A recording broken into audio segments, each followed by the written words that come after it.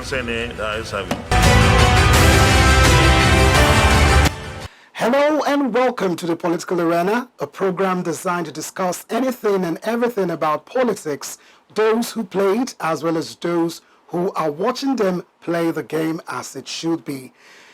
Now that the national elections are over, all eyes are on Kogi State as the off-cycle election is slated for later this year. Now, as you know, Kogi's timeline disruption is the most unique amongst other states like Anambra, Bayelsa, Edo, Imo State, Ondo, and Osun State. Remember when Ibrahim Idris won his re-election into office as governor in 2007, but the election was cancelled because the Independent National Electoral Commission INEC wrongly excluded another candidate, Abubakar Audu, from the ballot. A new election was conducted while the State Speaker of the House of Assembly, Clarence Olafemi, filled the position of acting governor. Idris won the election again and returned to office 2 months later, thus the reason for this interruption in the timeline of gubernatorial elections in Kogi State.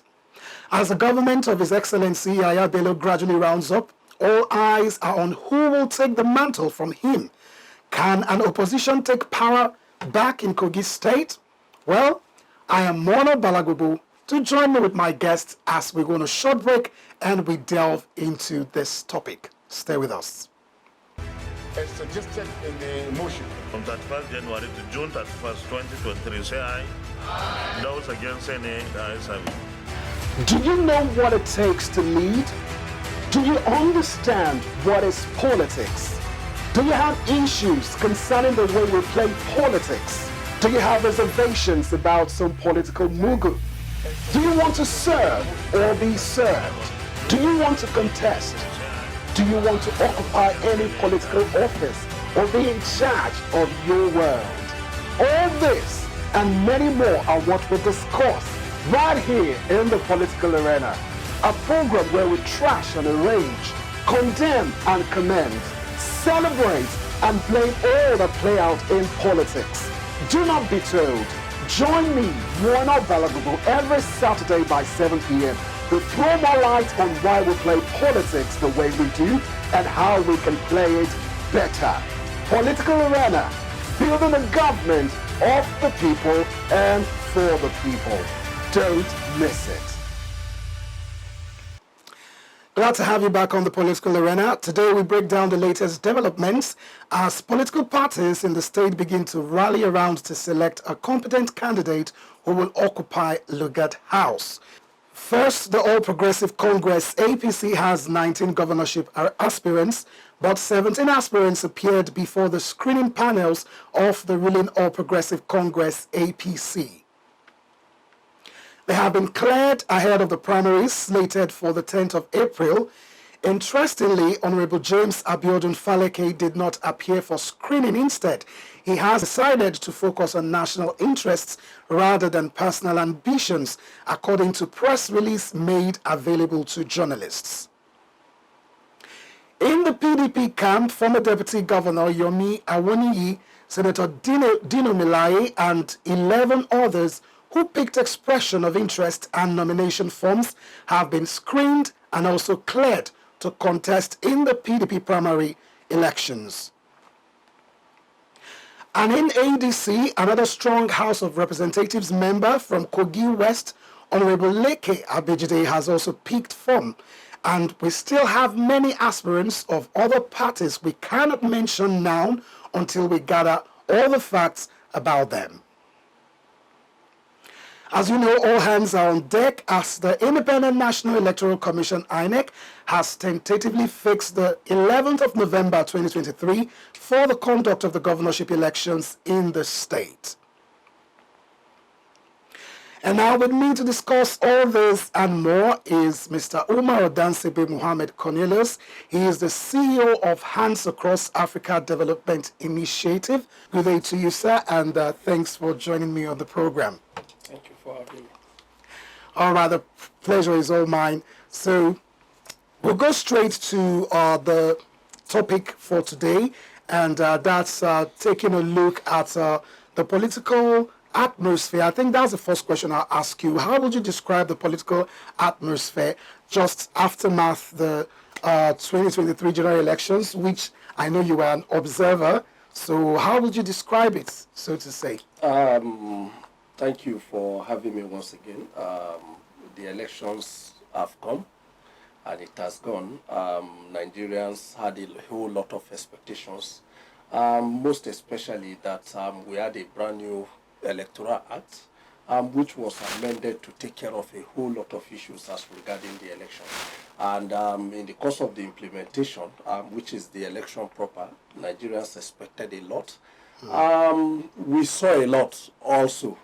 It's more like we are taking 3 steps forward and take 2 backward. It simply means we made progress, but progress of 1 step instead of more of that. Just as I said, the election has come and gone. People have won elections. Others lost, and we expect that declaration or emergence of candidates, especially in elections, should be taken away from the law courts. It should be taken to the citizens via the expression of their ballots, selecting who they want. But as we have it, a whole lot of candidates that will emerge probably will be through the law courts, because in the history of elections as we have it right now, we call it, this is the most litigated election in the history of elections in Nigeria. So for the atmosphere, it was good pockets of violence here and there, snatching of ballot box, but I would say we made a very good step forward.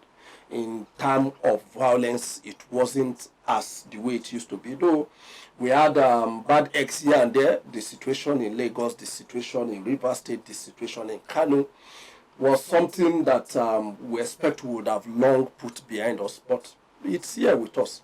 But generally, if you are to assess the election, violence has reduced for us, which is a very good one. INEC also have tried their own best as far as they feel they can, but we feel that it's a whole lot they can do. All right, now, so let's talk about Kogi gubernatorial elections. Primaries are on the way from key political parties. Now, what do you think is going to be some of the major factors that will shape who will emerge as a candidate? I'm not speaking as regarding a political party now, but just generally your perspective before we begin to look at, some of the key major political parties at play in this upcoming election. So for me as a citizen, I expect that the delegate system as we have, which we've not been able to really take care of. In some of the political parties, there have been agitation for direct primaries, where all card-carrying members of the political parties can come out, file out, and vote, which for me, I feel to an extent will also reflect the mandate of the people who are card-carrying members of that political party. But the big wigs within the political party system are also pushing for the indirect primaries, which is the delegate system, which to an extent give control as to the selection of who becomes the flag bearer for the political parties, to put control in the hands of these big wigs. So for me personally, I expect that this time political party agents, whether political parties will be electing for direct or indirect, now we expect that since the candidates that will emerge in the primary will now be those who need to select from in the election proper, at that level they should be able to give us the best. In terms of the challenges we have as a state, an administration has come, it has played its part, it's about folding up. Let's x-ray this administration, see what are those things these administrations have done better and those they've not been able to do, and see what are our challenges as citizens of Kogi State. And also listen to the various aspirants contesting under this platform, listen to what they are saying, what are the issues they are raising. If those issues relate with us directly, we should be a yardstick for selection. But to an extent, we've not been able to remove money politics from the system as we have it. Even during the last primaries that came up with the presidential candidates, we all know how it happened. From the PDP to the APC, it was heavily monetized. Yeah. It was heavily monetized. So the governorship, we know the same thing may likely happen, because the general election took place under the implementation of the CBN monetary policy. Cashless policy. Yeah. Cashless policy. Yes, there was no cash in circulation, but vote buying and selling still took place.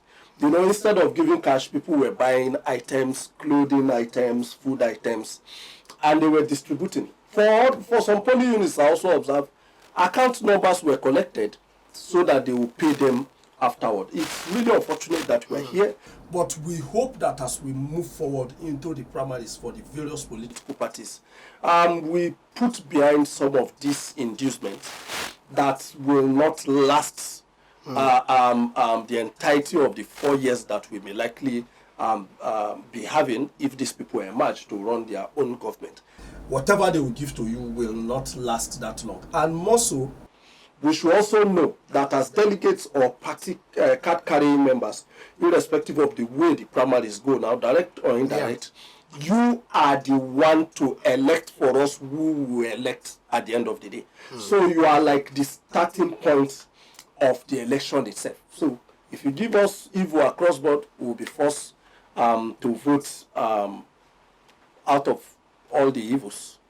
Permit me to use the word evil. All right, now let's talk about something I think is very important, because most times political parties get caught up, you know, in their internal crisis, and then, you know, they become out of touch with the average Nigerian, the average common man by there on the street. And looking at the situation of Kogi State, as someone who has been so into social work and community development and all of that, of course, you've had one-on-one interactions with the people of the state beyond the new direction government led by His Excellency Yahaya Bello. What do you think Kogites, you know, are excited about in terms of who is going to lead them? What do you think is going to be key for the masses now, the people that you you relate with on a day-to-day basis? For me, for across political parties, those that have scaled through primaries, screening for the two major political parties, and of course the new entrant, which is the ADC. For this election, from the look of things, it will be between APC, PDP, and ADC eventually. For Kogi State. Kogi State. Okay. For Kogi State. That's, I know, looking at the what's on ground. Yes, what's on ground. If you look at the ADC, currently has just one aspirant who has picked from. We don't know if any other person will eventually pick. For the two other political parties, screening has been done, and people have been certificated to contest the primaries. If you look at them, there are no new names per se amongst them that are popular. So for me, I feel for every single individual that is aspiring across these political parties are people that are already known. Citizens also understand their capacity. For some of them, they've held one public position or the other. So they know what they are capable of achieving. You know, extraying how well they served in their former place of appointment. So for me, I feel this is the icing on the cake. So amongst all of them, there are no new faces per se. There are people that have served and they are known. Citizens will be able to, you know, check back on their track record to see what they've been able to achieve and be able to make their selection. So for me, I think that's the exciting thing as far as this election is concerned. Yes. All right, we'll go on a short break, and when we come back, we'll continue our discussions on Kogi politics and, of course, who is next in line to take up the mantle of power in the state. I'll be right back. as suggested in the motion. From 31st January to June 31st, 2023, say aye. Those against, say nay. The ayes have it. Do you know what it takes to lead? Do you understand what is politics?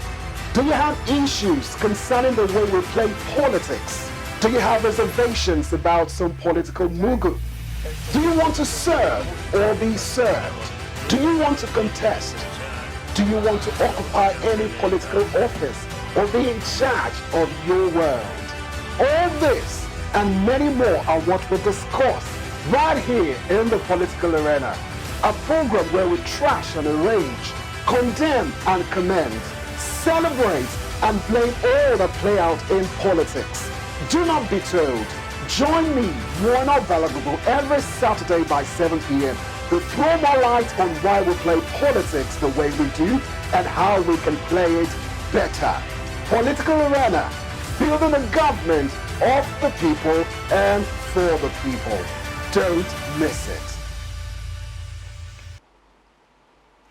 Glad to have you back. You're still watching Political Arena, and of course with me on the program has been Mr. Umar. Once again, thanks for being with us. All right, now let's talk about, you mentioned the third force in Kogi State, which happens to be ADC for now. Looking at the obedient movement and how, the whole razzmatazz about Peter Obi has been able to shape political conversations in the country. Do you think any of that has any slight chance of making its way in Kogi State politics? Yes, so far, to the best of my knowledge, 5 individuals have picked, expressed interest, to contest governorship under the Labour Party platform. And these individuals are people that have also done well within their own field. But if you look at the last election, Labour Party, as far as Kogi is concerned, didn't do very well. As far as Kogi State is concerned, I wouldn't know who will pick the party tickets for Labour Party. That will also play a very significant role as to how popular Labour Party will be, as we move closer to the election. But if you look at ADC as we have it, ADC currently has 1 assembly member elect, 2 House of Rep elect. So these are some of the yardstick you use to measure, how popular a political party is.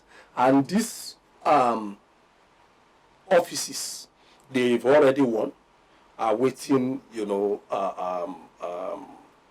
inauguration into taking it to a certain region of the state. So there is tendency that ADC may likely be popular, and that particular region is also a region that is clamoring for power shift.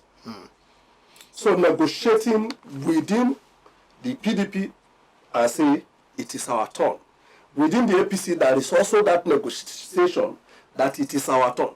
So if at the end of the day, 14th April, APC does its primaries and it doesn't go the way of that region, APC is knocked off. So in other words, the political dynamics will change. Will change. It will change. If PDP does their primaries and it doesn't go the way of that region, ADC becomes an option for that particular region. And I'm talking about a very, very big region as far as Kogi State. Let me just mention Kogi West Senatorial District. So it will now be more of it is our turn now, let's do our own. So the sentiment definitely will play. But are you think, do you know if the political parties themselves are aware of that? Are they concerned or they feel comfortable probably because of how they performed during the presidential elections? And of course, we all know that Kogi State is a strong APC, force.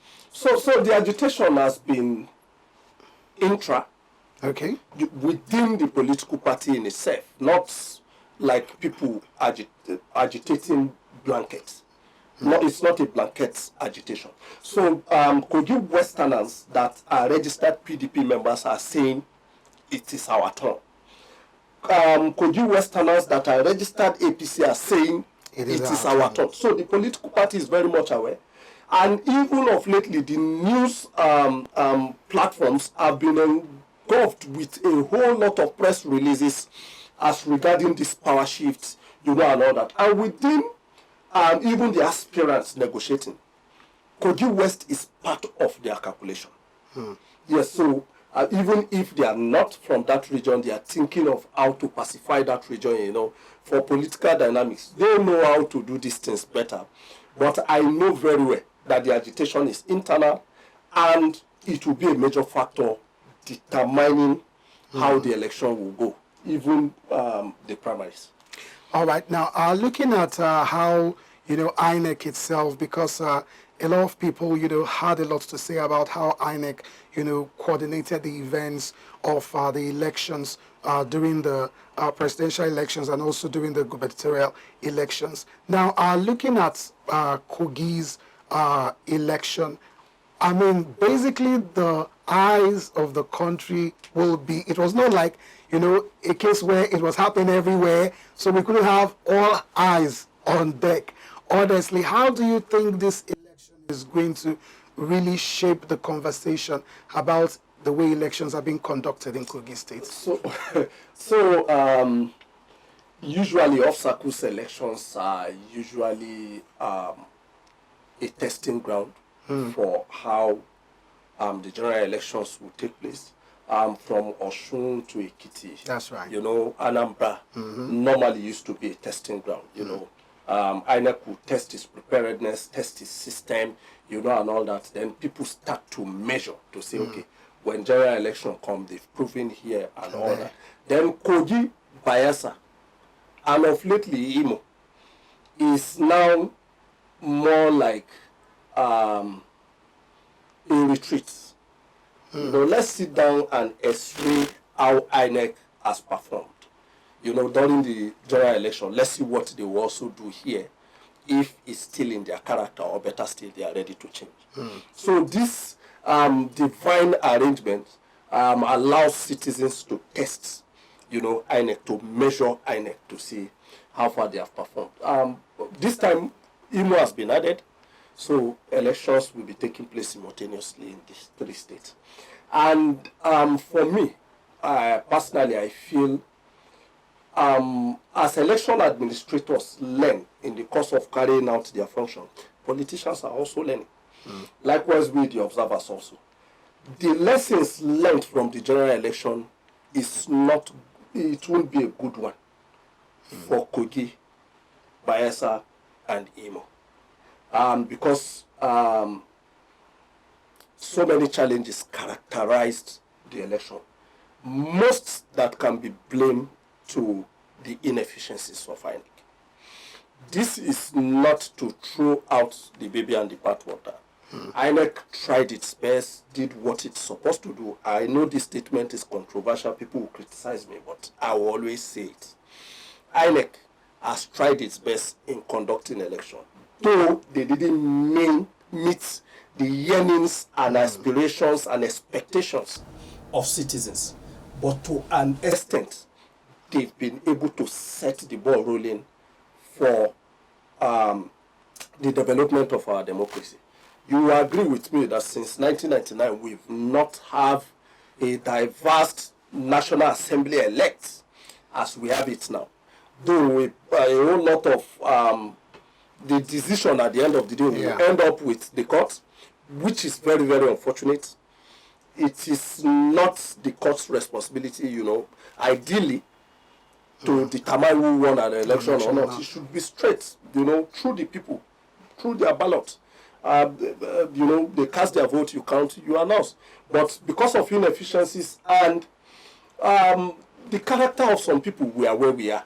But I know very well that Kogi, Bayelsa, Imo is going to be a testing ground. And INEC and every other stakeholder that are involved knows that the world will be watching them. And I know very well they will do a whole lot. We've had, so much to talk about, the recent happenings in terms of the political atmosphere in Kogi State, talking about the key political parties, that, we've seen that are, going to be a force to be reckoned with in this present elections. We also talked about, some of the shortcomings from INEC and other stakeholders. Now, as we begin to, look forward to these elections, what are some of your final thoughts generally? My final thought, they are very simple. I'll first of all start with INEC. Citizens would like to see an INEC that will live up to its own words, its own promises of the people. One, we want to see INEC deploy for the elections in good time, across board, not deployment in some stronghold and leaving opposition stronghold deployment for later. We want to see a uniform deployment across board in good time. We want to see INEC transmit election results in near real time, because this innovation is that which guarantees the integrity of the ballot. Anything short of it will get citizens. And of course, I know you're referring to IRF. Yes. Well, do you think that's a possibility? Considering the fact that during the last general gubernatorial elections, it was still the same thing. Yes, INEC has a whole lot of time to fix whatever glitch they feel is the challenge with the IRF platform between now and the elections. The election will be coming up in November. That's a whole lot of time to fix whatever the glitch is. They promised us that they were going to transmit results. It simply means they have what it takes to transmit results.